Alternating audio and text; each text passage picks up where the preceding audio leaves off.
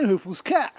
What am I going to do now? What would you do if you suffered a head injury in the wilderness and society couldn't help you? March is Brain Injury Awareness Month, and this is my contribution to that, so you can prevent brain injuries rather than trying to deal with a cure for them, because cures are not really great for brain injuries. In the front country, the leading cause is accidental falls or walking into objects. It is not traffic accidents or violence. Logging is a major industry around me, and head injuries are common. Of course, technology and science means accidents of all types are less likely now, but they still happen no matter how prepared or skilled you are. In this picture, his chest and arms are totally unprotected. The most likely place to suffer a chainsaw injury are your arms. I have protection for them. So you're very rich and you don't care about human-caused climate change. So you fly to Switzerland to climb a mountain. What would you do in this scenario? How prepared are you right now to deal with somebody in your party, wherever it is, suffering a major head injury? Well, what would you do?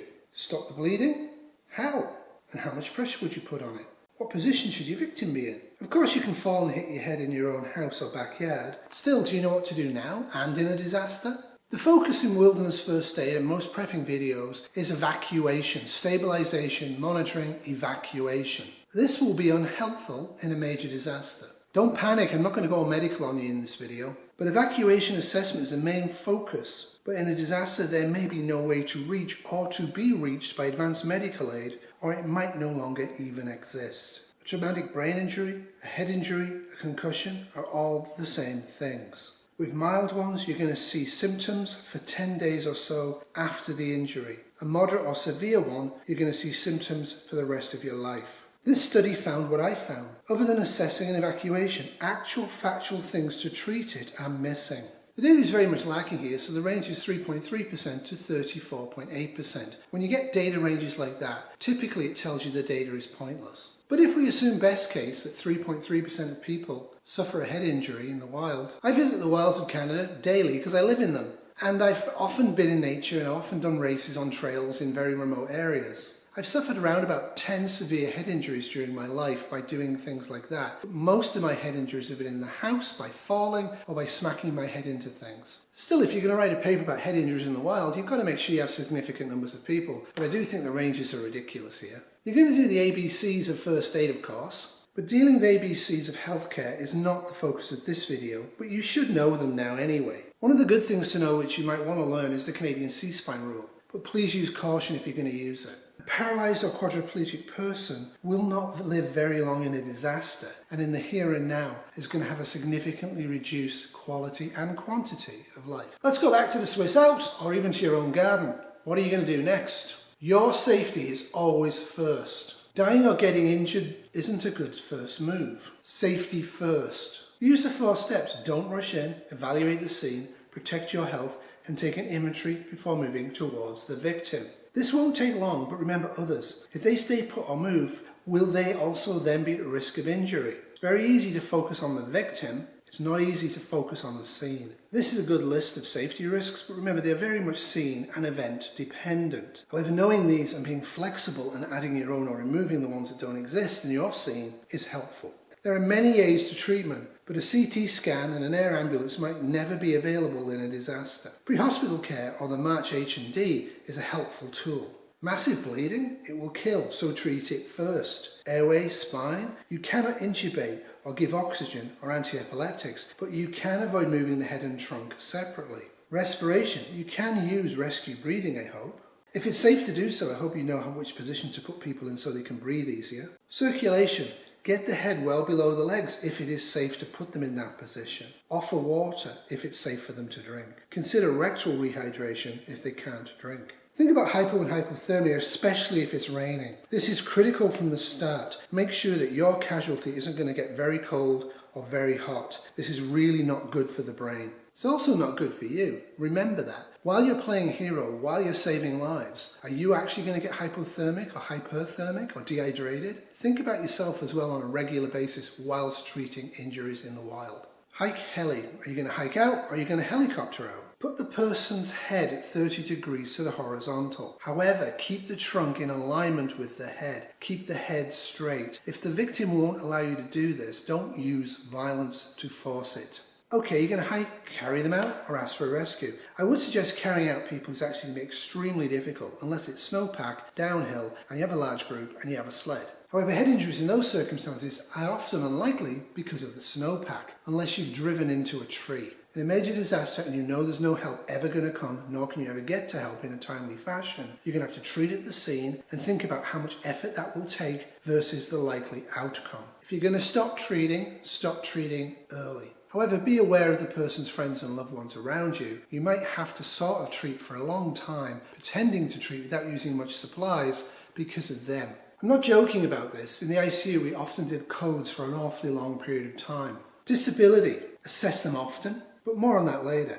If you have phenytoin and know what it can do and cause, give it early. Consider antiemetics early as well. Okay, let's look at the sample protocol. The more of these protocols you learn, the more you can treat, the more you will know. If you can evacuate, do so. As a golden rule, always evacuate if you can, and evacuate early. Always write down your observations and answers to these questions. Think about them and keep them. This is good in case you ever have to face the police or a coroner's inquest. It's also good for your own learning later on in a disaster because notes and records help teach you. Look at them. Do they have battle and/or raccoon signs? You can have both. These are bad signs. Now, they're not always clear or obvious, especially in non-white victims, but look for them on every assessment. If they have fluid dripping out of their mouth, nose, ears and eyes, do not plug it with gauze. This is true. You do this every 5 minutes for the first hour, every 15 minutes for the next 4 hours, and every hour for the next 72. Increase frequency if deterioration is seen. If they've recovered very well, lower the frequency. Neither you nor them are going to get much sleep in the first 24 hours after a head injury.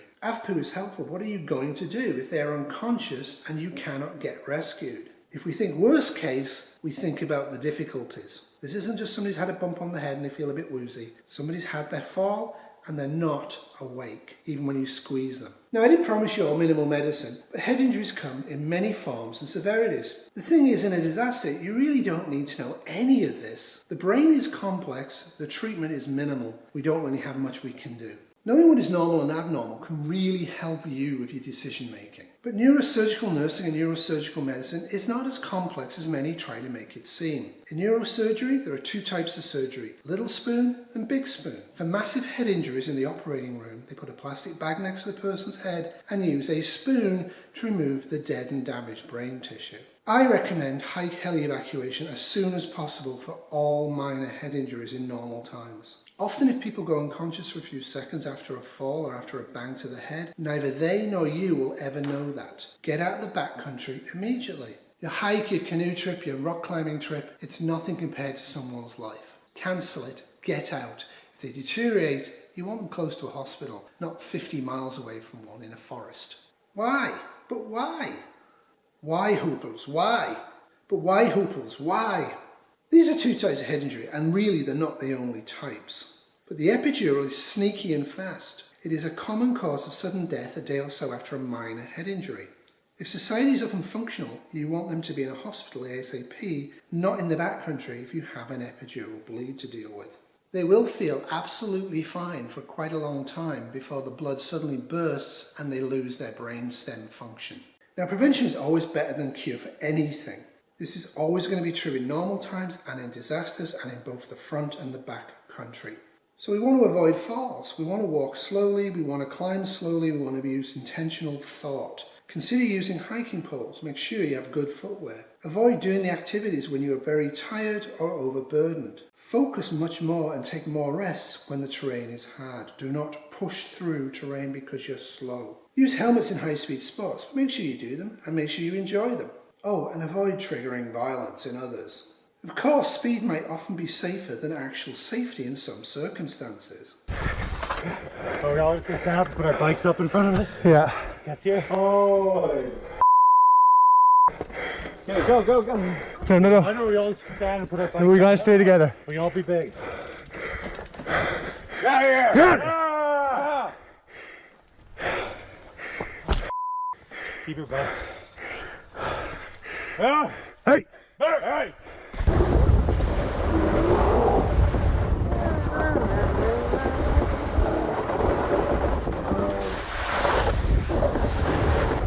I know this video was fake and I enjoyed it anyway. The next one is not fake.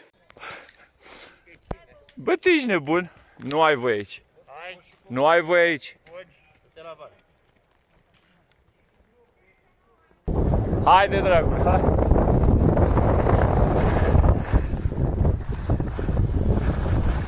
Ești un zăpăcit.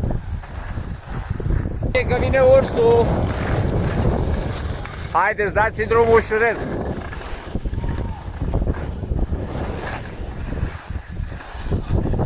Îmi pare.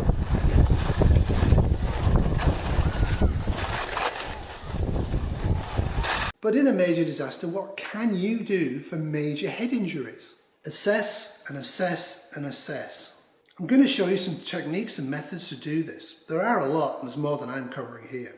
Again, knowing multiple methods of assessment is always going to be better for you and your victim than only knowing one way. I'll point out, assessment is not treatment. But what can you do on your own if evacuation cannot happen?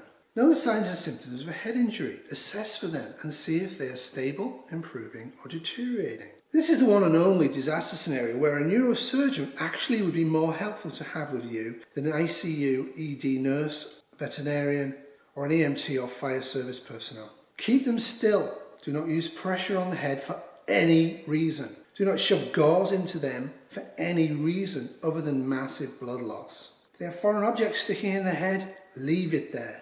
Now, in a major ongoing disaster, you're going to have to figure out how to remove it cleanly and also to stop the resultant hemorrhage and bleeding. But right at the scene is not the time to be planning operations in the wilderness. If you actually see brain tissue coming out, the outlook may be bad or not. The way to assess brain tissue is fat, chunky bits of white, greyish looking fat. Don't dig in to get it, but take a little bit and put it on a Kleenex and do this.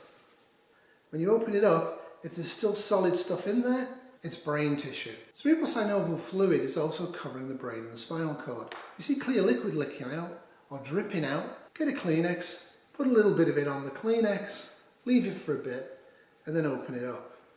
If you see a halo, it's CSF. If you have any diabetics with you, test it for glucose. If it's glucose, it's coming out of the brain or the spine into the outside world. Don't plug it.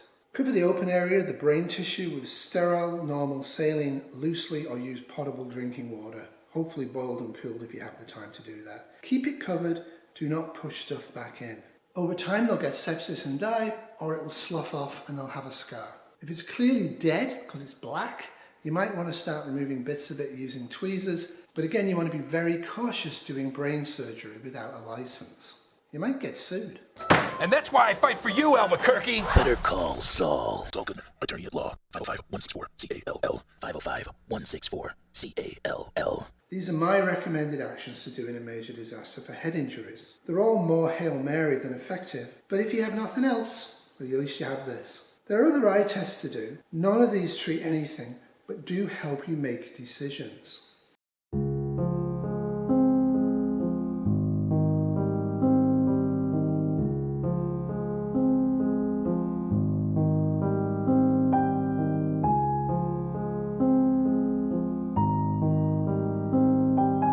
The near-point convergence test, or NPC, is a useful exam maneuver if you're trying to distinguish if your patient may have sustained a concussion. So if I'm going to perform a near-point convergence test on Sharon, then the first thing I'll have her do is sit down in a comfortable, secure place, and then I'll ask her to take her glasses off.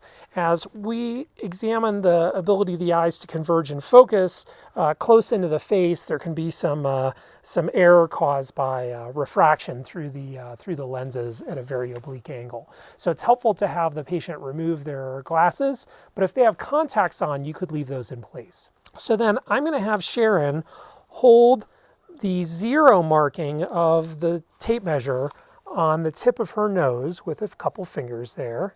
And perfect. So now 0 on this tape measure is just at the tip of Sharon's nose. And what I'm going to do is I'm going to start at a far distance, and I'm going to ask Sharon to go ahead and focus on the writing on this pen. And you're going to let me know, Sharon, when you start to see double. Okay. Okay. So I'm going to slide this in kind of slowly. Perfect. There. Okay, so right at about 1 centimeter. And so for consistency, we like to repeat this test 3 times. And so you want to see relatively consistent results if the patient's doing well, or sometimes in a concussion injury, you'll see a fatigability where their distance will begin to increase with repeated effort. So we'll do that 2 more times. Given that the distance between 0 and 3 centimeters versus 8 or more centimeters is actually fairly significant, that we should be able to distinguish that just by estimation. Good. So once again, right at 1 centimeter.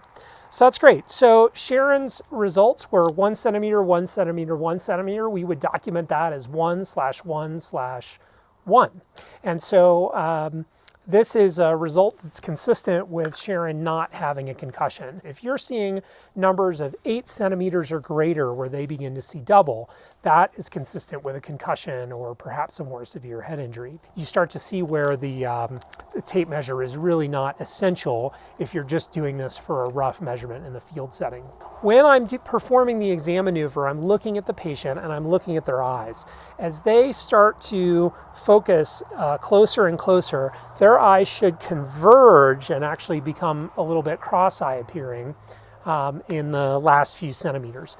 If you don't see that and the patient seems to be just staring straight ahead, they're not really participating with the exam. One other thing you might notice as the eyes begin to converge is that the patient may demonstrate exophoria, where the eyes initially converge and then one of the eyes will actually go lazy and look out to the side. That can be an indicator of a more significant vestibular ocular injury in concussion. So do pay attention to how the patient's eyes are performing.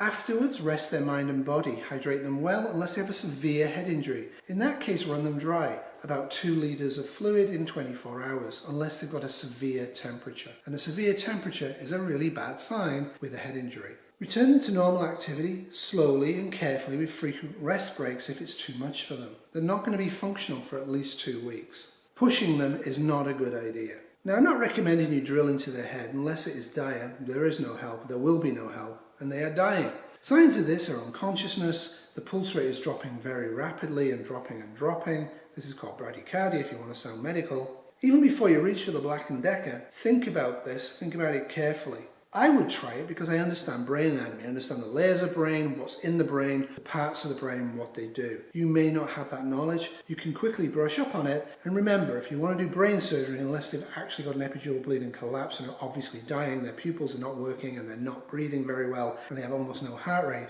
at that point you might want to drill on the injury site and hope for the best. The blood will come out under pressure, be aware of that, don't get splashed. Now, the survival rate of ancient brain surgery is unknown. But for an epidural bleed, it is the only way to survive. Use that drill, be slow, be sterile. Don't leave the drill bit in the brain. Be aware that pain is often low in brain surgery, but if you can, please use modern surgical methods and doctors if you can. SCATS is a decent assessment too, and they include these really bad signs and symptoms after a head injury so coaches know when to call for an ambulance. Now, in a disaster scenario, you may not be able to save them. While this is focused on sports injuries, it has many well thought out ideas to assess and monitor. Adapt it to your own circumstances.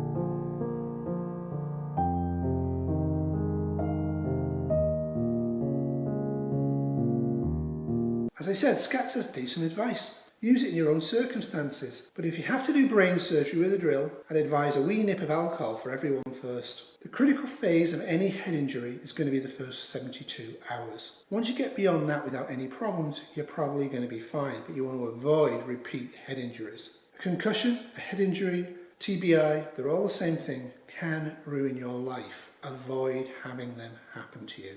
In your real life and in a disaster, keep calm and take your time to avoid having a head injury, and also if you're treating one. Won't anybody think about the children? What about the children? The treatment is the same such as it is. The Glasgow Coma Scale has a paediatric version to help you assess them.